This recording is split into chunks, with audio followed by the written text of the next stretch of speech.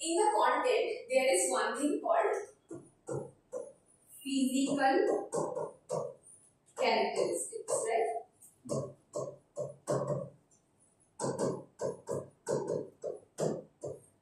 So physical characteristics मतलब हम किस चीज के फोकस करेंगे कि तीनों स्टेट्स है. What are the states?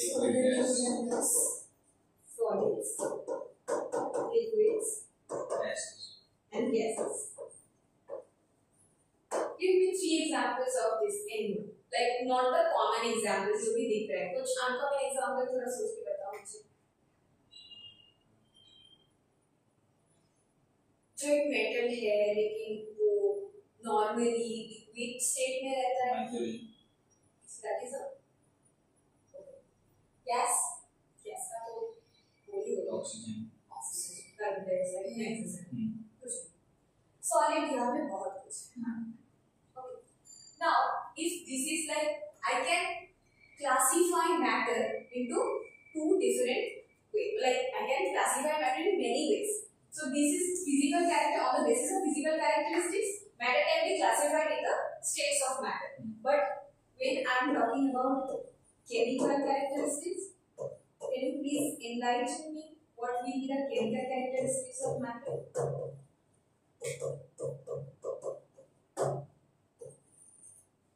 ये भी बताएं. Solubility. बेसिक पे चलते हैं. जैसे कि स्टेट्स ऑफ मैटर एकदम बेसिक फिजिकल कैरेक्टरिस्टिक है. ठीक उसी तरीके से have you heard of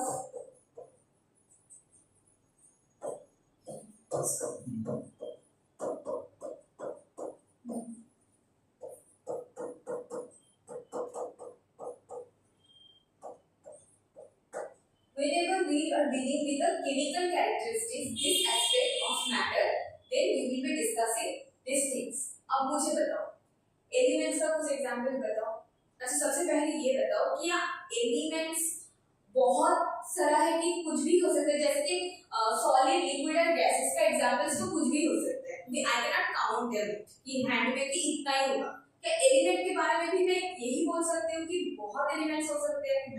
elements कितने होते हैं?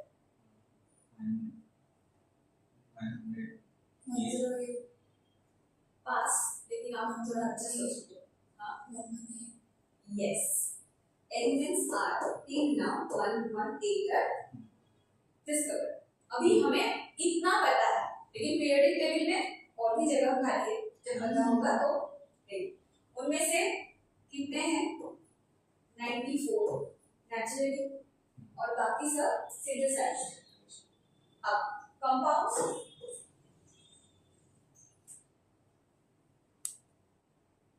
कंपाउंड्स का अभी एलिमेंट की तरह एकदम मैं ऐसे एक हिसाब से नहीं बोल सकती क्योंकि कंपाउंड कैसे बन रहे हैं? एलिमेंट्स जोड़ के बन रहे हैं. कुछ भी हो सकता है. तो अब मुझे ये बताओ एलिमेंट क्या होता है, कैसे बनते हैं? अभी जो आप बोल रहे थे ना फिजिकल कैरेक्टरिस्टिक का एक चीज को लेकर ही एलिमेंट को हम डिफाइन करते हैं. अभी बोल रहे थे सबसे लोएस्ट पार्टिकल है एटम. तो एलिमेंट का डेफिनेशन ये है कि जब सिर्फ एक ही टाइप का एटम को लेकर जो चीज बना हुआ है, जो सब्सटेंस बना हुआ होंगे उसको हम एलिमेंट बोलेंगे. तो एलिमेंट के एग्जांपल में मैं ये लिख सकती हूँ. हाँ. ये लिख सकती हूँ. हाँ. ये भी लिख सकती हूँ. हाँ. ये सब मेरे क्या है? एलिमेंट्स है. और एक एटम भी है. हाँ. तो एक एकदम प्योर फॉर्म में जब एटम्स रहते हैं तो वो मेरे एलिमेंट्स. रिलेशन हो गया फिजिकल के साथ. केमिकल का मैं कुछ रिलेट कर पा रही हूँ. हाँ. ठीक है. कंपाउंड का एग्जांपल बताओ. वाटर, H2O, कार्बन डाइऑक्साइड भी है. हाँ. Carbon dioxide.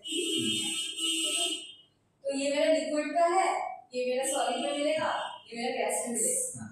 और ये इनको मैं एटम बोल सकती हूँ. नहीं. क्या बोलूँगी? अब मेरा ये क्वेश्चन है कि एलिमेंट्स को क्या यही होना जरूरी है कि एलिमेंट्स हमेशा एटम में ही होंगे? एलिमेंट्स अगर कोई मॉलिक्यूल में हो गया तो क्या वो एलिमेंट ही रहेगा? अगर अगर रहेगा तो उसका एग्जांपल O2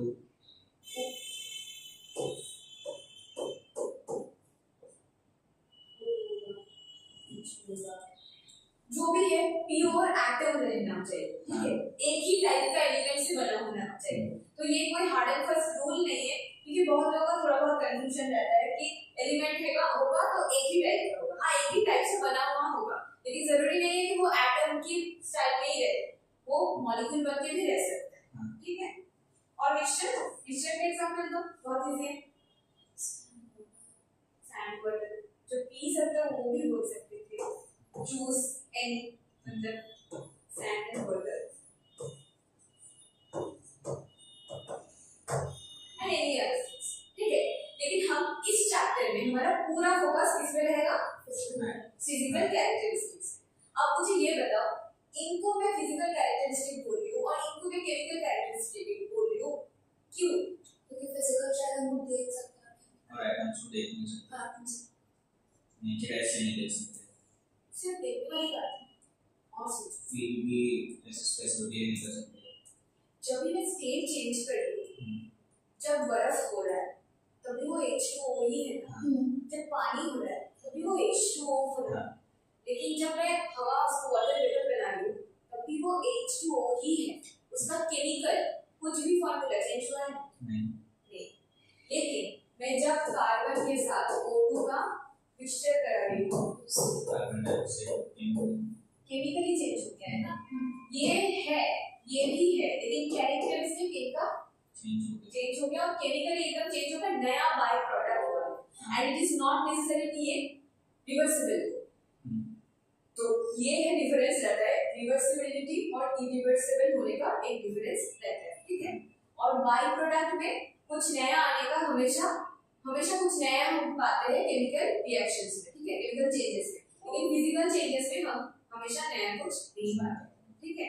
तो हमारा अभी जो फर्स्ट चैप्टर है, एकदम शुरू में शुरू कर रहे हैं तो हम रिस्क नहीं ले रहे, कुछ भी हम केमिकली चेंज नहीं कर रहे, हम जो भी चेंजेस कर रहे हैं सब फिजिकल चेंज कर रहे हैं और वैसे चेंज कर रहे हैं जिसको हम बदल के उसमें ला सकते हैं। लेकिन अभी ये बताओ कि matter is anything that takes up volume and mass. अभी चलो कुछ जनरेट करते हैं और देखते हैं कि सच में ये बात सच है या नहीं, क्योंकि ये साइंस का सब्जेक्ट है और साइंस में क्या करते हैं हम? Experiment, observation, inference. तो हम थोड़ा सा छोटा सा एक्सपेरिमेंट करते हैं, देखते हैं कि जो जनरेट होता है वो तो बुक में लिखा हुआ है कि मैम ये तो ये स्टेट का है, लेकिन उसके वो ये दो शर्त पूरे कर रहे या नहीं।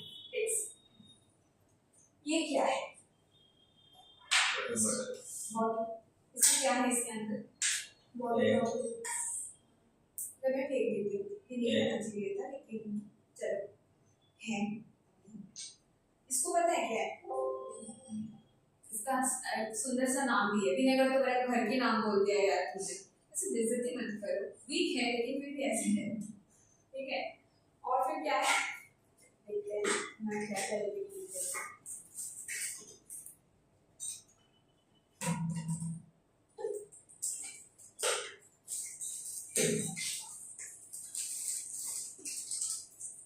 इसके नाम पे कुछ लिखा है, केक बनता है ना, बेकिंग पाउडर बुलाते हैं उससे। टेस्ट में कोई फर्क नहीं पड़ता है, लेकिन फुला हुआ दिखता है तो अच्छा लगता है। तो सोडा क्या होता है?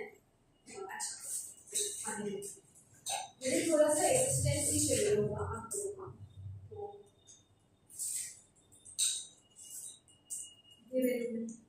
कौन करेगा? आप आओगे? आप देखते आ जाना, तो ऐसे आप ऐसे कूदना नहीं चाहिए, और मेरे नाम बहुत बड़े हैं तो ये आपका भी है। क्या करते हो? ये सोडा केमिकली क्या होता है, मतलब इसको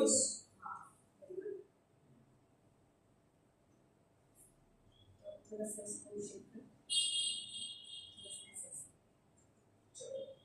आप यहाँ पे आ सकते हैं, इसमें बहुत सारा अभी क्या करना है इसको,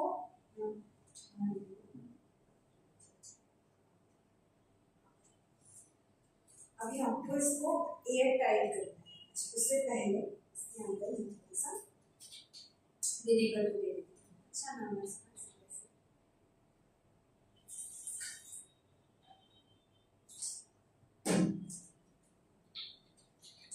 कैसा टेस्ट करेगा ये दिया, स्वीट सावर बिटर, बिटर ये टेस्ट करेगा हमेशा, बेस बिटर टेस्ट, ठीक है, और ये हमेशा सावर टेस्ट करेगा।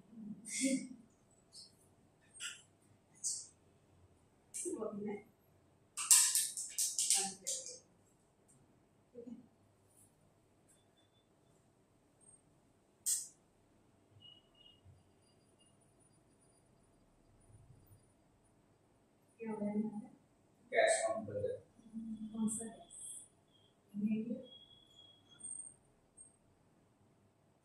ये एक वीक गैस, लेकिन ऑर्गेनिक गैस, पता है ऑर्गेनिक गैस में हमेशा कॉमन एक कंपोनेंट रहता ही रहता है, वो क्या हो, option A oxygen, option B hydrogen, option C carbon. Lock करो, करोड़ का सवाल है। यस, हमेशा कार्बन। और इसमें तो हमने बेस डाला हुआ है, बेस का एक सुंदर सा नाम भी है, सोडियम बाइकार्बोनेट, ठीक है, तो कार्बन कार्बन तो ठीक है, दोस्त में चला जाएगा, लेकिन बाई जो रहता है ना बीच में, वो बाई हमेशा किसके लिए रहता है पता है? हाइड्रोजन की वजह से रहता है। तो हाइड्रोजन है, वाटर तो वहाँ पे फॉर्म किया है, अंदर ऑलरेडी वाटर फॉर्म हो रहा है। अभी आप, मैंने पूछा था कि ये सावर है, ये सावर है, ये बिटर है, अभी आप बोल सकते हो कि अंदर जो फॉर्म हुआ है वो कौन से टेस्ट देगा? क्योंकि ये बेस और एसिड का अभी ये सबसे इम्पोर्टेंट है, मतलब सबसे मुश्किल टास्क मेरे लिए।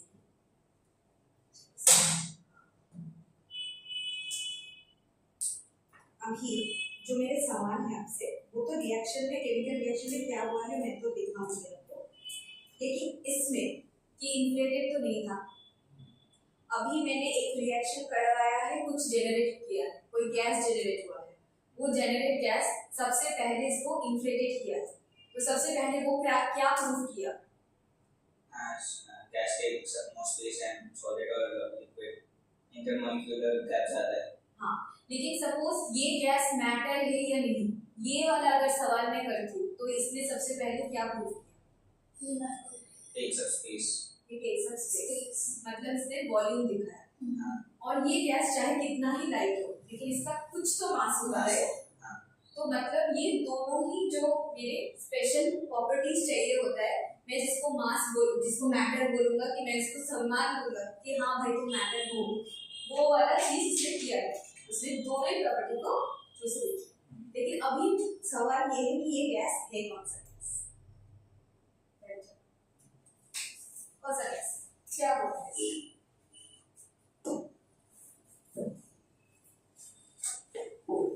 ये है मेरा सुंदर सा सुंदर सा एसिड का, इसका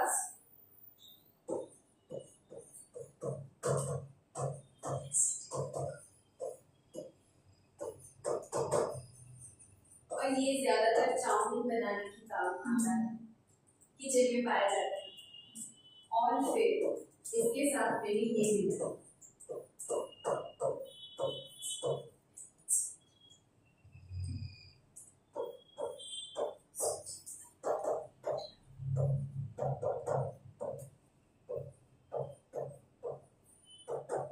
लेकिन फिर भी हम इसको थोड़ा सा कम सम्मान देंगे और हम इसको डालते हैं एसिड बनाने के, तो बेकिंग सोडा है, इससे तो मैं केक किया, ठीक है। अभी क्या हो रहा है, ये मेरा एसिड है, ये मेरा बेस है, सबसे पहले ये फॉर्म हो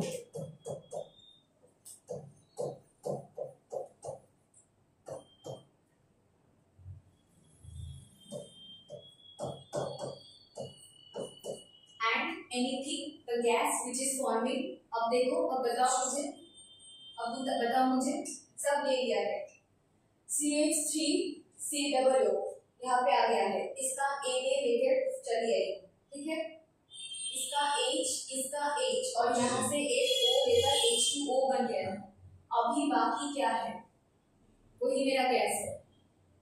कार्बन डाइऑक्साइड। Carbon dioxide. अच्छे से देखो, ये कार्बोनेट ग्रुप था, यहाँ पे एक C था और 3 ऑक्सीजन था।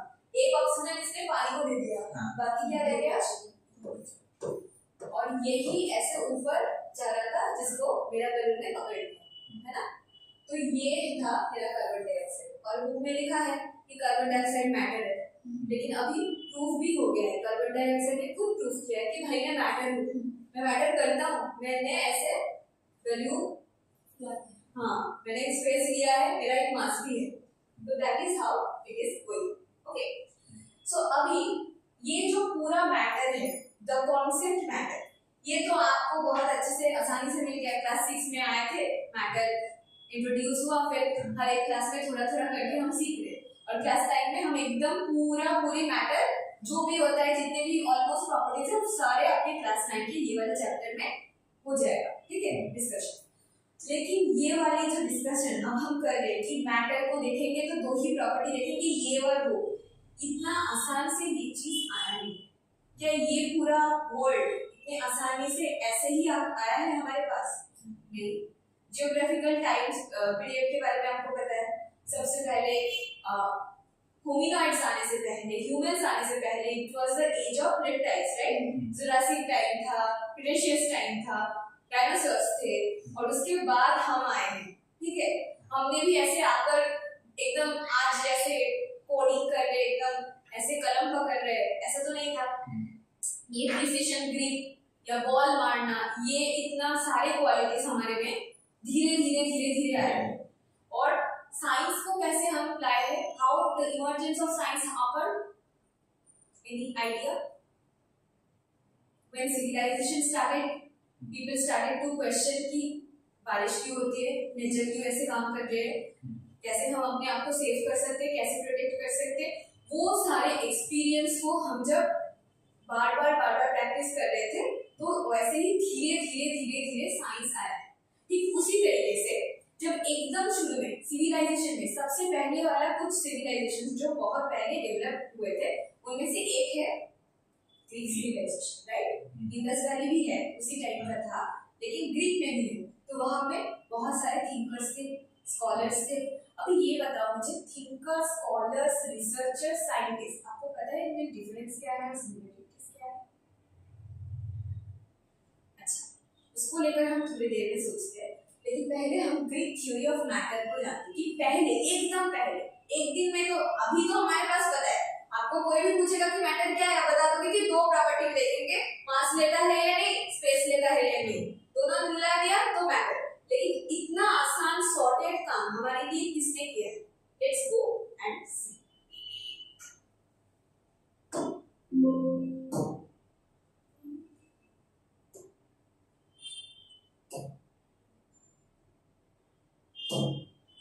एक वीडियो देखते हैं।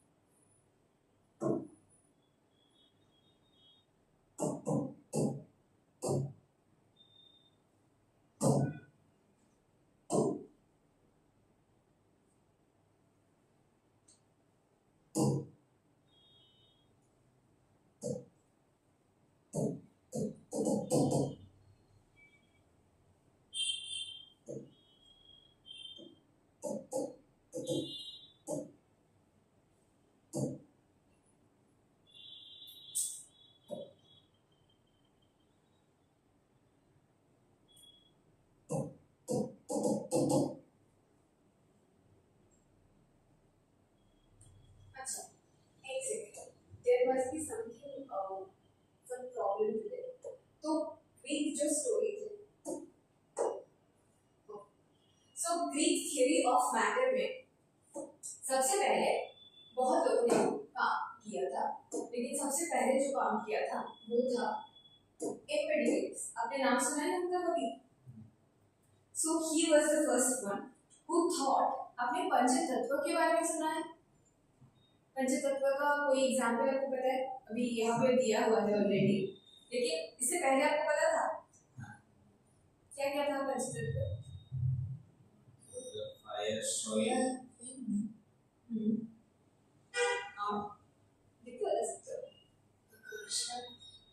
आकाश मतलब sky and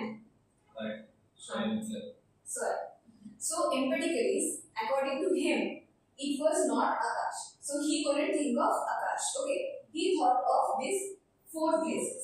Okay, and he thought कि दुनिया में जितने भी कुछ हम देखते, चाहे वो सबस्टेंस हो, मैटर हो, ऑब्जेक्ट हो, जो भी कुछ, वो सब इन चारों की कंपोनेंट्स के क्या मिक्सचर में आए हैं। ठीक है, उसके बाद एरिस्टोटल ने बोला कि नहीं, शायद इतनी नॉर्मल बात नहीं है, और थोड़ा बीच में जाएगा और हमको इसको काटेंगे। ये पूरा ऊड है, ठीक है, ये ऊड से बना हुआ मटेरियल है, ये ऑब्जेक्ट है, सपोज कि एक टेबल, वो बना हुआ है मैटर से, तो इसको और थोड़ा काटेंगे काटेंगे काटेंगे काटेंगे, काटते काटते एकदम टाइनीएस्ट पार्टिकल्स में जाएंगे, तो उससे भी थोड़ा थोड़ा कुछ तो अनडिवाइडेबल कुछ होगा जिसको हम और डिस्ट्रॉय नहीं कर सकते, तो उसका कुछ तो होगा, और उस चीज का जरूर कुछ मास होगा और कुछ वॉल्यूम। ठीक है, उन्होंने ऐसे डेफिनेटली हमारे पास जो डेफिनेशन है उस तरीके से नहीं बता पाए, लेकिन वो उनके सोच वहां तक गए कि कुछ तो होगा, और जो पूरा चीज जिससे बना हुआ है, हर एक मॉलिक्यूल, हर एक पार्टिकल शायद एक ही मास और एक ही वॉल्यूम देगा। ठीक है, फिर उसके बाद हमारे इंडियन फिलोसोफर्स आए और उन्होंने बोला कि ये 4 तत्व नहीं, 5 तत्व।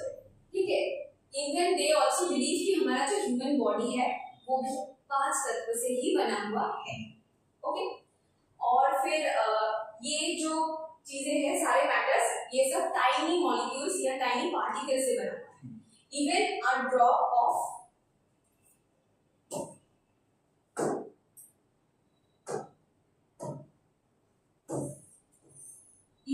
अगर एक लीफ है और उस लीफ पे मैं एक ड्रॉप पानी लेती हूँ, तो आप बता सकते हो इस ड्रॉप ऑफ पानी में, सिर्फ एक बूंद पानी, इस एक बूंद पानी में कितने पार्टिकल्स हो सकते हैं? बहुत ज्यादा, बहुत ज्यादा, बहुत ज्यादा।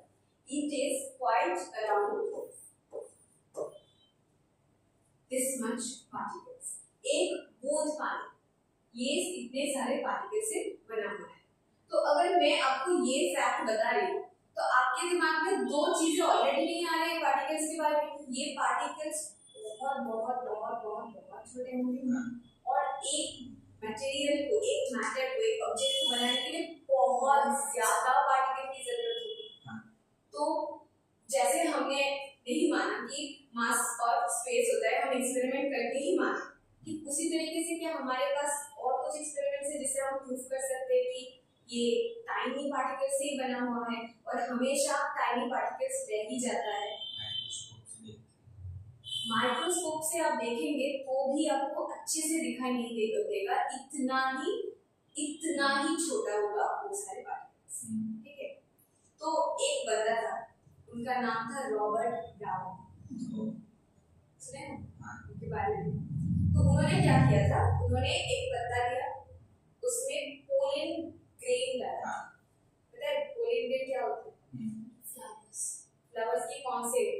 Anther, main part anther, anther के अंदर पोलन ग्रेन, वो ऑलरेडी माइक्रोस्कोपिक ग्रेन है, वो माइक्रोस्कोपिक ग्रेन, उसको मैं अगर पानी के एक बूंद में छोड़ दूं, तो उसके, और फिर मैं माइक्रोस्कोप में देखूं, तो उसके जो मोशंस है वो बहुत ही zigzag मोशन में होगा, haphazard मोशन में होगा, जिसका एक सुंदर सा नाम क्योंकि ब्राउन ने काम किया है, उसने अपना नाम पे नाम रख लिया। लेकिन वहां पर भी ना हम पार्टिकल्स को, जो टाइनी पार्टिकल्स, उनको नहीं देख पा रहे। हम किसको देख पा रहे हैं? कि ये जो बोले देखिए ये zigzag zigzag zigzag कर रहे हैं, तो मतलब कितना छोटा छोटा है, ठीक है। तो नेक्स्ट चलते हैं फिजिकल नेचर ऑफ मैटर। जो फिजिकल नेचर ऑफ मैटर है, वो मैटर जिससे बना हुआ है, वो पार्टिकल्स, उन्हीं के जो कैरेक्टर्स हैं वो है मेरे फिजिकल कैरेक्टर्स ऑफ मैटर। तो फर्स्ट क्या होगा, चल video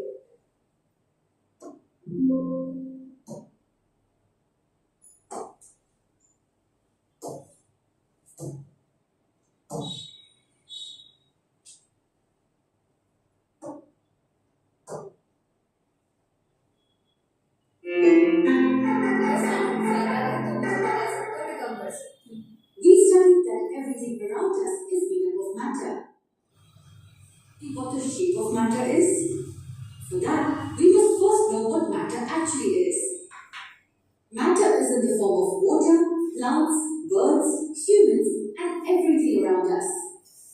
So how did scientists decide its physical properties? When we researched a little more on this topic, we realized that there were two different groups debating about the shape of matter. The two schools of thoughts were at loggerheads with each other. What was the issue after all? One school of thought considered matter to be continuous, like a block of wood, while the other thought of matter as made up of particles like sand granules. Well, if matter is in the continuous form, it would be quite rigid, don't you think? And what if matter is in the form of particles? Yes, it would be very flexible.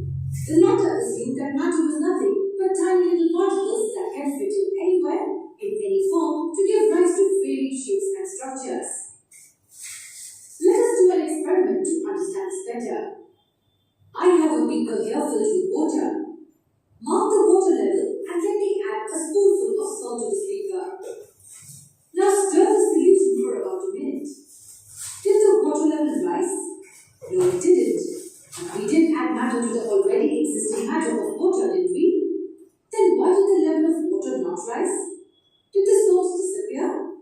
Well, it kind of did, but it found its new place inside the matter of water. Yes, you heard me right. The particles of salt moved about inside the spaces of the water particles. If matter was continuous, salt wouldn't have dissolved and it would have stayed in its own distinct form. Well, it didn't. So the second school of thought was right about matter being in the form of particles. Now, what about the size of these particles? Can you see the size of the particles with your naked eyes? Have you ever seen the particles of water? No, we haven't, so we know that they are very minuscule. But how minuscule are they? We can take a guess at that with another experiment. Now let's take another beaker with water. Now add a couple of copper sulfate crystals to it. What happened to the water? It changed its color, right? How about adding some more water to it? Can you still see the color? Yes. Now let's add some more water. What we notice is that the color lightens, but it just doesn't seem to disappear. This means that just a few particles of copper sulfate can color a large volume of water. And it implies that there must be billions of tiny particles in one crystal of copper sulfate.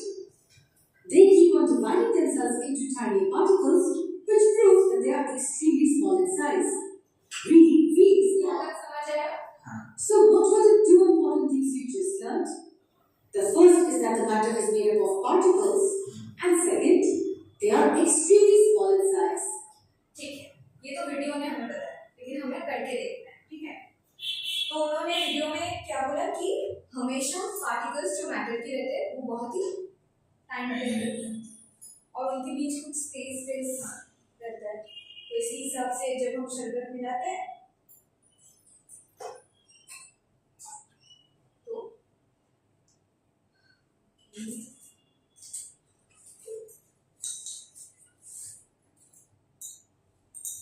I need another helping hand. तो आपका काम होगा एकदम 100 ml कर करके ही सबने देना। यहाँ पे 100 ml है या थोड़ा सा ज़्यादा है ना? थोड़ा सा इसका मतलब 100 अभी है दिखाई नहीं दे रहा है। ज़्यादा है? हाँ।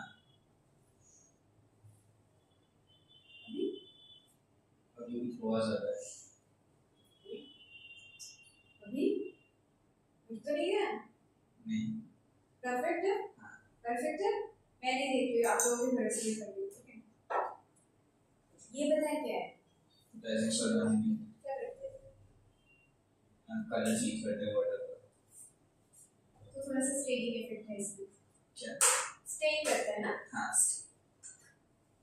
तो एक और मजे की बात, मैं तो टाइनी प्रूफ करूंगी, मतलब कोशिश करूंगी प्रूफ करने की।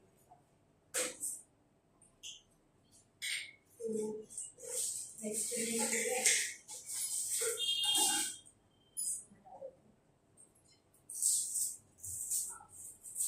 ये कलर पसंद है, हम देखते हैं कितने शेड्स में हम कर सकते हैं। ये एक क्रिस्टल है। अब एक मजे की चीज देखो, ये पानी है, सपोज कि ये मतलब स्टील ही है, जो मेरे हाथ से थोड़ा सा हो रहा है, लेकिन फिर भी ये एक पार्टिकल, एक क्रिस्टल। मैंने तो स्टर्न ही नहीं किया, क्या दिख रहा है आपको, क्या हो रहा है, तो मैंने तो स्टर्न नहीं किया, कुछ भी नहीं, स्टील पार्टिकल्स का ज़्यादा है। पार्टिकल्स विद रेजोल्यूशन, तो फिर पार्टिकल्स ऑलरेडी मूविंग, बट ये और जो कांड हो रहा है, ठीक है, इस कांड को क्या बोलते हैं, फ्यूजन। एग्जैक्टली, इसका एक सुंदर सा नाम है, इसका नाम है डिफ्यूजन। वो क्या है, intermixing of particles, two different particles of different matters. तो यहाँ पे पोटेशियम परमैंगनेट के साथ वाटर का पार्टिकल्स का इंटरमिक्सिंग हो रहा है, और इसके लिए कौन जिम्मेदार, कौन है, पोटेशियम परमैंगनेट तो बेचारा पार्टिकल क्रिस्टल है, उसका बहुत सारा है मूवमेंट ऑफ पार्टिकल्स, उसमें भी बहुत सारा पार्टिकल्स है, वो बोलेंगे हम नहीं मान रहे थे, हम घूमेंगे, और वाटर में भी बोलेंगे हम भी घूमेंगे, और दोनों मिलकर ऐसे फिक्स हो रहे, ठीक है। लेकिन अभी सिर्फ इतने बारे में नहीं बोलेंगे, हम और भी चीजों के बारे में बोलेंगे, इसके लिए हमें थोड़ा जल्दबाजी करना पड़ेगा, इसलिए हम थोड़ा सा स्टडी भी करें। ये कलर पसंद है आपको, क्योंकि अभी मैं हर बार पूछूंगी, शेड चेंज होगा, मैं पूछूंगी कौन सा शेड पसंद है, ठीक है। अभी जो काम है वो है कि इसमें यहाँ पे 100 का है, यहाँ पे हमें 90 डालना है, आप डाल लोगे, मैं डालती हूँ, देखो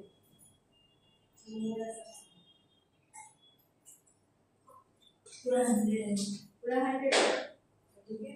इसको थोड़ा सा घटा देते हैं, रेडी हो गया,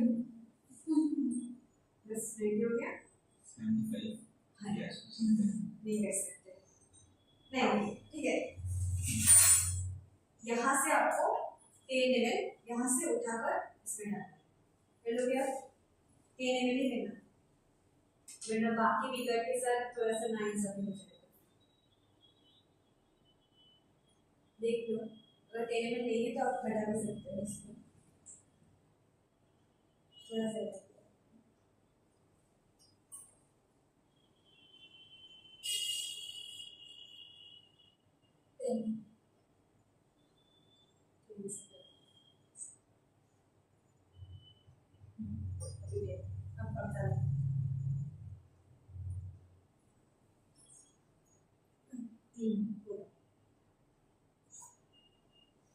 कलर चेंज हुआ है, ये शेड ज्यादा अच्छा है।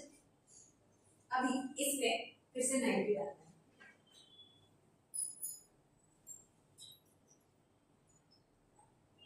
बस थोड़ा सा बस,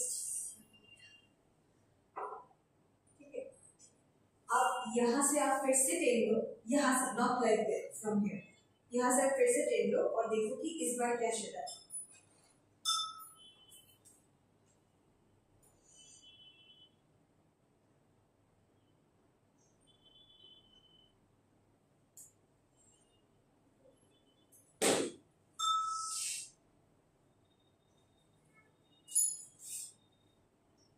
एकदम परफेक्ट है, अब डालो, सेव कर दो इसको, अभी और सुंदर दिख रहा है ना, लेकिन कलर आ रहा है। इसके बाद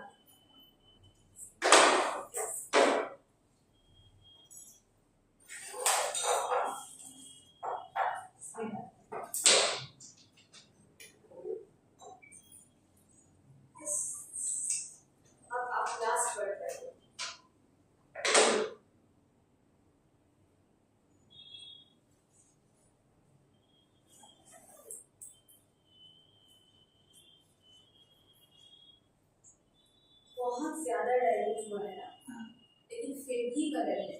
हम्म, यानी कि हर एक पोर्शन में बहुत ज्यादा टाइनी पार्टिकल्स है, हाँ। क्रिस्टल नहीं, टाइनी पार्टिकल्स है एकदम पोटेशियम परमैंगनेट की, जहाँ पे मैंने हर बार बहुत ज्यादा 90 के साथ नया वाला वो पुराना वाला दिया, लेकिन फिर भी ये आ रहा है, कलर दे रहा है।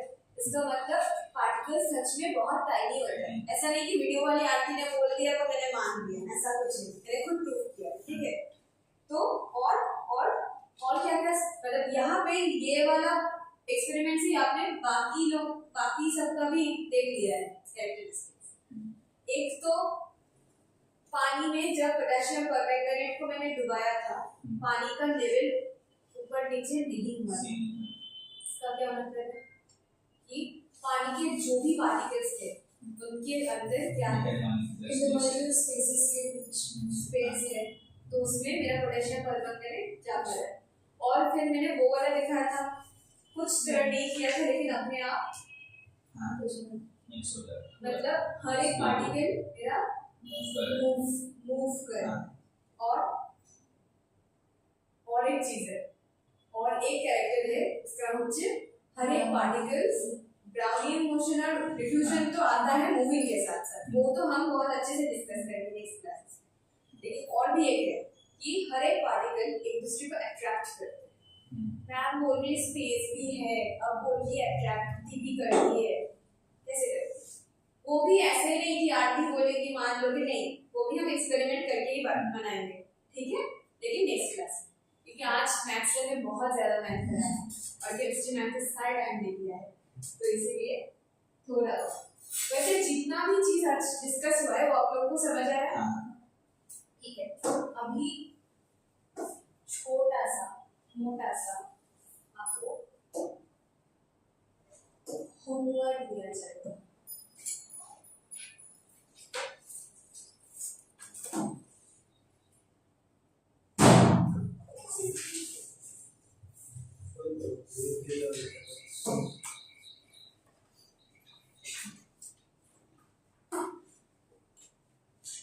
बहुत ही छोटा सा, बहुत, ठीक है। मुझे एक पिक्चर था ना, वहां से मिलेगा, इसमें कुछ दिया ही नहीं है, होमवर्क देना पड़ता है इसलिए दिया, ठीक है। वो तो आप अभी कर सकते हो, आंसर मुंह पे भी बोल सकते हो। 5 The Panchadharma theories of matter both emphasized that the physical world is made up of 5 basic, लेकिन इन दोनों में फर्क था। हाँ, इसमें 4 था, ग्रीक में 4 था, उसको नेक्स्ट आता है आकाश, एक दूसरे का क्या कीबोर्ड खींच भी सकते हो।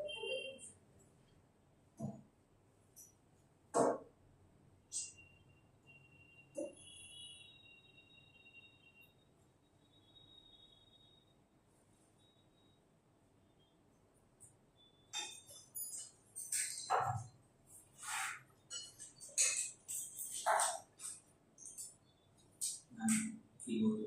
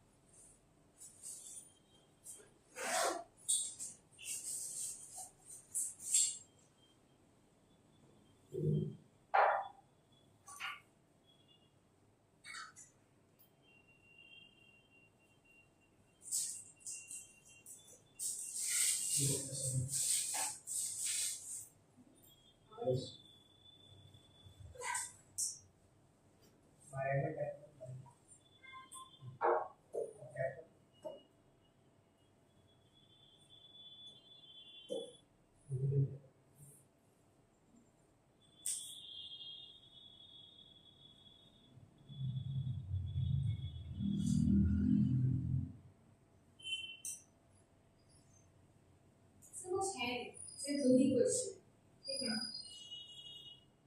5 स्काई और वो पैचो और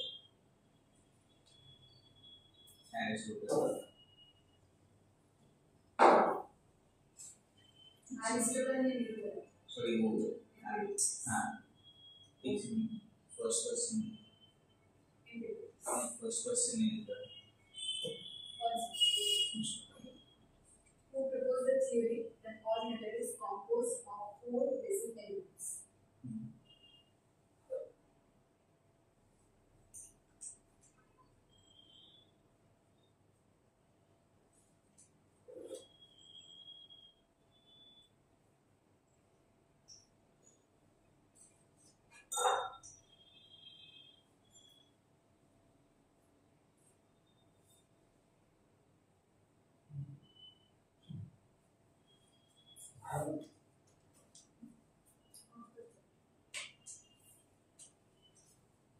Excellent.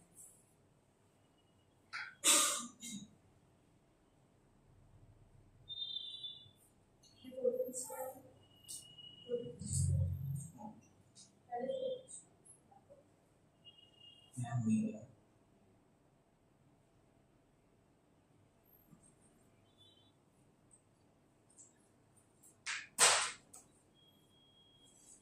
क्वेश्चन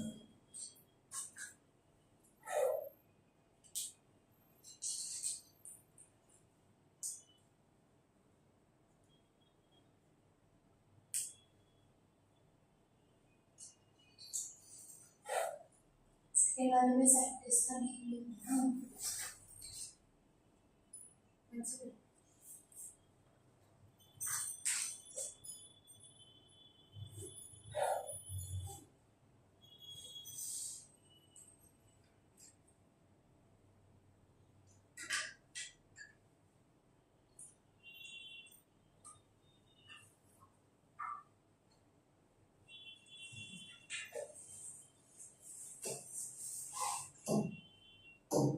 तो इसका ये देखिए हाँ ये दोनों short type question That would appear खींचना है मैं खींच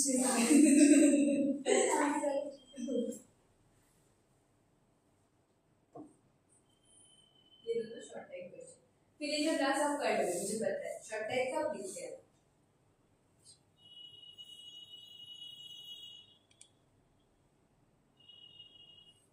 टोटल 4 क्वेश्चन है